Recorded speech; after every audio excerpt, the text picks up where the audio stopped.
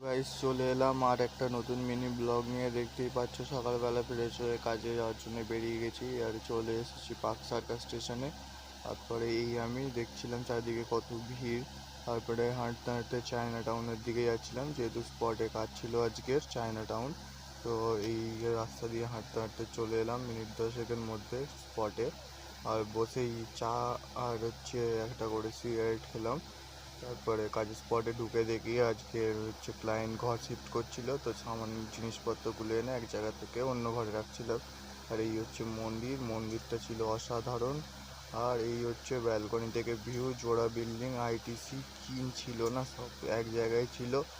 আর রাস্তা দিয়ে তো গাড়ি ঘোড়া যাচ্ছিল, সামনে একটা বড় ঝিলও, দারুণ ভিউ লাগছিল। আমিও একটু ভিডিও বানিয়ে নিলাম, চিল মারলাম। তারপরে দুপুর হয়ে গেল, খাওয়া দাওয়া করলাম এরকম ভিউতে বসে খাওয়া দাওয়া করছি।